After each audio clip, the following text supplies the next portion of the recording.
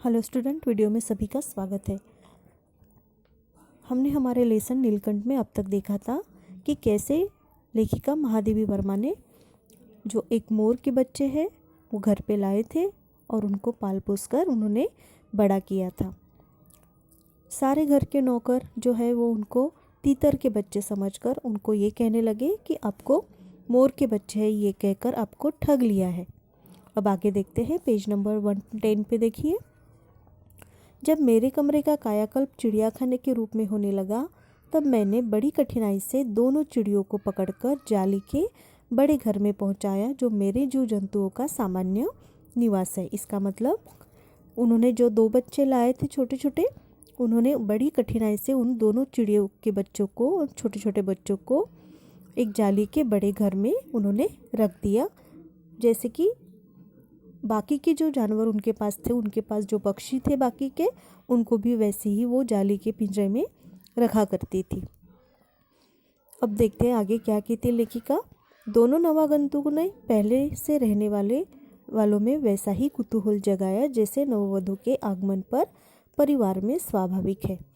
लका कबूतर नाचना छोड़कर दौड़ पड़े और उनके चारों ओर घूम घूम कर गुटरगू की रागिनी आलापने लगे। बड़े खरगोश सभ्य सभासदों के समान क्रम से बैठकर गंभीर भाव से उनका निरीक्षण करने लगे। ऊन के गेंद जैसे छोटे खरगोश उनके चारों ओर उछल कूद मचाने लगे। तोते मानो भली भांति देखने के लिए एक आंख बंद करके उनका परीक्षण करने लगे।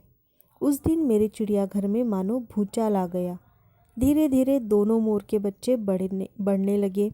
उनका कायाकल्प वैसा ही क्रमशः और रंगमय था जैसा इल्ली से तितली का बनना होता है।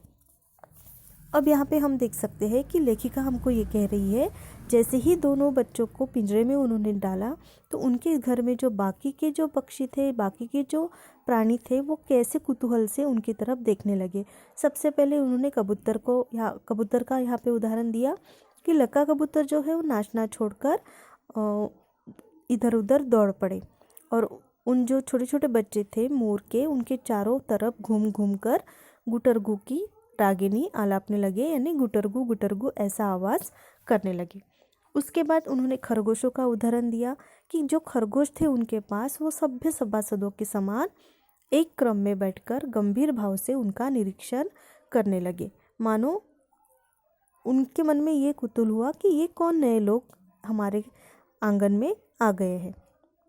उनके गेंद जैसे छोटे खरगोश उनके चारों ओर उछलने लगे। और तोतों का उदाहरण यहाँ पे दिया है। तोते मानो भली भांति देखने के लिए एक आंख बंद करके उनका परीक्षण भी करने लगे। उस दिन मेरे चिड़ियाघर में मानो भूचाल आ गया। इसका मतलब इन दो छोटे छोटे मोर के बच्चों को देखकर सारे जो पक्षी हैं, सारे जो प्राणी हैं, वो इधर उधर दौड़कर हंगामा करने लगे। अब जो धीरे धीरे जो मोर के दो बच्चे उन्होंने लाए थे वो बढ़ने लगे। उनका कायाकल्प वैसा ही हो गया जैसे इल्ली से तितली का बनना होता है। तितली पता होगी आपको कैसे बनती है, एक छोटी सी जो यहाँ पे इल्ली बोला गया है, वो इल्ली से वो तितली बनती है। वैसे ही वो जो मोर के बच्चे उन्होंने लाए थे वो धीरे धीरे बड़े हो गए। अब देखते हैं उनमें क्या क्या परिवर्तन हुए। मोर के सिर की कलगी और सघन, ऊंची तथा चमकीली हो गई। चोंच अधिक बंकिम और पैनी हो गई। गोल आंखों में इंद्रनी की नीलाभ द्युति झलकने लगी। लंबी नील हरित ग्रीवा की तरह भंगिमा में धूप छाई तरंगे उठने गिरने लगी। दक्षिण वाम दोनों पंखों में सलेटी और सफ़ेद आलेखन स्पष्ट होने लगी। पूंछ लंबी हुई और उनके पंखों पर चंद्रिकाओं के इंद्रधनुष्य रंग उद्दीप्त हो उठे। रंग रहित पैरों को गरिवीली गति ने एक नई गरिमा से रंजित कर दिया। उसका गर्दन ऊंची कर देखना, विशेष भंगिमा के साथ उसे नीची कर दाना चुगना, पानी पीना, टेढ़ी कर शब्द सुनना आदि क्रियाओं में जो सुकुमारता और सौंदर्य था उसका अनुभव देखकर ही किया जा सकता है। गति का चित्र नहीं आंका जा सकता। मोरनी का विकास मोर के समान चमत्कारिक तो नहीं हुआ, परंतु अपनी लंबी धूप छाई गर्दन, हवा में चंचल कलगी, पंखों की श्याम श्वेत पत्रलेखा, मंतर गति आदि से वह भी मोर की उपयुक्त सहचारणी होने का प्रमाण देने लगी। अब नेक्स्ट पैराग्राफ में लेखिका हमें कहती है कि जब वो मोर के बच्चे धीरे धीरे बड़े हुए तो उनमें क्या परिवर्तन आया। पहला परिवर्तन तो ये आया कि उनके सिर पर जो कलगी होती है, जो जिसे हम तुर्रा बोलते हैं ना, मराठी में उसे तुर्रा बोला जाता है, तो मोर के सिर पर जो कलगी होती है वो बहुत अधिक स्पष्ट हो गई, सघन हो गई, ऊंची तथा चमकीली भी हो गई थी। चोंच उनकी अधिक बंकिम और पैनी हो गई थी, इसका मतलब चोंच और ज़्यादा मजबूत हो गई थी। गोल आँखों में इंद्रन की नीलाभ द्युति झलकने लगी, उसकी जो आँखें हैं वो बहुत ही सुंदर दिखने लगी। लंबी नील हरित ग्रीवा की हर भंगिमा में धूप छाई तरंगे उठने लगी थी। दक्षिण वाव दोनों पंखों में सलेटी और सफ़ेद आलेखन स्पष्ट होने लगे। उनके जो पंख है वो बहुत ही ज़्यादा, उनके पंखों पे जो दिखते ना हम लोगों को, जो बूंदे दिखते हैं वो अधिक ही स्पष्ट होने लगे थे। उनके पंखों पर जो चंद्रिकाओं के इंद्रधनुष रंग होते हैं वो भी बहुत ज़्यादा स्पष्ट दिखने लगे थे। रंग रहित पैरों को गरीबिली गति ने एक नई गरिमा से रंजित कर दिया था। पैर भी उनके ज़्यादा मजबूत बन गए थे। अभी उनकी जो गर्दन है ऊंची, तरह तरह के वो कर्तव्य करने लगा था। उसकी जो गर्दन है वो ऊंची कर कभी देखता तो कभी नीची करके दाना चुगता, पानी पीता, कभी टेढ़ी करके मानो कुछ शब्द सुनने की वो कोशिश करता। अब हर जो उसकी क्रिया में है वो सुकुमारता और सौंदर्य आ गया था। उसका अनुभव देखकर ही किया जा सकता है, गति का चित्र नहीं आंका जा सकता। इसका मतलब जो लोग उसको महादेवी वर्मा जी को कहते थे कि तीतर के बच्चे हैं और मोर समझकर तुमको थमा दिए गए हैं, लेकिन वो मोर के ही बच्चे निकले। जब वो बड़े हुए तो ये सारे बदलाव उनमें दिखने लगे। नीलाभ ग्रीवा के कारण मोर का नाम रखा गया नीलकंठ, और उसकी छाया के समान रहने के कारण मोरनी का नामकरण हुआ राधा। मुझे स्वयं ज्ञात नहीं कि कब नीलकंठ ने अपने आप को चिड़ियाघर के निवासी जीव जंतुओं का सेनापति और संरक्षण नियुक्त कर लिया। सवेरे ही वह सब खरगोश, कबूतर आदि की सेना एकत्र कर उस ओर ले जाता जहाँ दाना दिया जाता है, और घूम घूम कर मानो सबकी रखवाली करता रहता। किसी ने कुछ गड़बड़ की और वह अपने तीखे चंचू प्रहार से उसे दंड देने दौड़ा। खरगोश के छोटे बच्चों को वह चोंच से उनके कान पकड़कर ऊपर उठा लेता था, और जब तक वे आर्तक क्रंदन न करने लगते उन्हें अधर में लटकाए रखता। कभी कभी उसकी पैनी चोंच से खरगोश के बच्चों का कर्णवेद संस्कार हो जाता था, पर वे फिर भी कभी उसे क्रोधित होने का अवसर न देते। दंड विधान के समान ही उन जीव जंतुओं के प्रति उसका प्रेम भी असाधारण था। प्रायः वह मिट्टी में पंख फैलाकर बैठ जाता और वे सब उसकी लंबी पूंछ और सघन पंखों में छुआ-छुएल सा खेल खेलते रहते। अब यहाँ पे बताया गया है कि जो नीलकंठ के साथ जो और एक बच्चा था, यानी 2 बच्चे उन्होंने लाए थे, तो एक तो मोर था और दूसरी थी मोरनी। तो मोरनी का विकास भी यहाँ पे हुआ है, लेखिका ने यहाँ पे बताया है।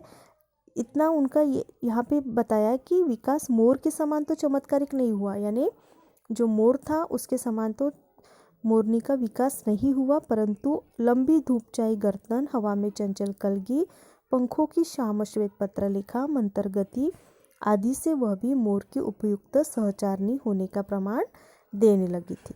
अब नीलाभ ग्रीवा के कारण मोर का नाम क्या रखा गया? यहाँ पे मोर का नाम रखा गया नीलकंठ, और उसकी छाया के समान रहने के कारण मोरनी का नामकरण हुआ राधा। 2 बच्चे जो थे उसमें से जो एक मोर था उसका नामकरण किया, यानी उसका नाम रखा गया नीलकंठ, और उसके साथ जो मोरनी थी उसका नाम रखा गया राधा। अब जो ये नीलकंठ है, नीलकंठ अपने आप को चिड़ियाघर के निवासी जो जीव जंतुओं थे, जो बाकी के जो प्राणी थे, उसका सेनापति और संरक्षण मानता था। सवेरे ही वो क्या करता था, सब खरगोश, कबूतर आदि की सेना एकत्र करता था और उनसे उस ओर ले जाता था जहाँ दाना रखा दिया जाता है, और घूम घूम कर मानो सबकी रखवाली करता था। इसका मतलब सारे प्राणियों पर, सारे पक्षियों पर नीलकंठ पैनी नज़र रखता था। किसी ने कुछ गड़बड़ की तो वो उसे अपने चोंच से दंड भी देता था, यानी अपनी चोंच से उसे मारता भी था। अब यहाँ पे खरगोश का उदाहरण दिया है लेखिका ने कि खरगोश के जो छोटे बच्चों को वह अपनी चोंच से उनके कान पकड़कर ऊपर उठा लेता था। देखो, एक जो प्राणियों में भी एक भावना होती है, प्यार की भावना। नीलकंठ सारे पक्षियों पर, सारे पशुओं पर बहुत ज़्यादा प्रेम करता था, उन्हें बहुत प्यार करता था। खरगोश के जो छोटे छोटे बच्चे थे वो रहते थे, उनको क्या करता था, चोंच से, अपनी चोंच से उनके कान पकड़कर उन्हें ऊपर उठा लेता था, और जब तक वे आर्तक क्रंदन न करने लगते उन्हें अधर में लटकाए रखता है। इसका मतलब जब तक वो चिल्लाने नहीं लगते तब तक उनको वो वैसे ही चोंच में ऊपर लटकाए रखता था। कभी कभी क्या होता था, उसकी चोंच से क्या होता, खरगोश के बच्चों का कर्णवेध संस्कार। इसका मतलब कभी कभी उसकी चोंच से उनके कानों को तकलीफ भी होती थी, कभी कभी कुछ जिसे जख्म हम बोलते हैं, घाव भी हो जाता था। पर वे फिर भी नीलकंठ पर कभी क्रोधित नहीं होते थे। दंड विधान के समान ही उन जीव जंतुओं के प्रति उसका प्रेम भी असाधारण था। वो दंड तो देता था अपनी चोंच से, तो सारे पक्षियों को अगर कुछ गलत काम कर रहे या कुछ गलत कर रहे तो उन्हें चोंच भी मारता था, लेकिन कभी किसी पक्षियों ने या कभी किसी प्राणियों ने नीलकंठ पर क्रोध नहीं किया या नीलकंठ पर कभी वो गुस्सा नहीं हुए। वह हमेशा मिट्टी में अपने पंख फैलाकर बैठ जाता था और वे सब उसकी लंबी पूंछ और सघन पंखों में छुआ-छुएल सा खेल खेलते रहते थे। तो नीलकंठ जो है ये सारे पशु पक्षियों का, प्राणियों का खुद को लीडर समझने लगा था, और सारे जब वो अपने पंख फैलाकर बैठ जाता था, आराम से बैठ जाता था, तो ये जो सारे लोग हैं ये क्या करते थे, नीलकंठ के आगे पीछे हमेशा खेलते रहते थे छुआ-छुएल का खेल, यानी कभी उसके पास जाते थे, कभी उसको परेशान करते थे। तो ये सारी चीज़ें ये सारे प्राणी नीलकंठ के साथ हमेशा करते थे। तो इस वीडियो में हम यहाँ तक ही देखेंगे। इस पार्ट को आपको फिर से एक बार अच्छे से पढ़ना है। आगे नीलकंठ ने और क्या क्या मुसीबतें झेली, नीलकंठ ने बाकी प्राणियों को कैसे साथ दिया, उनको कैसे सभी भावनाओं से जागरूक कराया, ये सारी बातें जो है ये हम नेक्स्ट वीडियो में देखेंगे। Thank you, take care.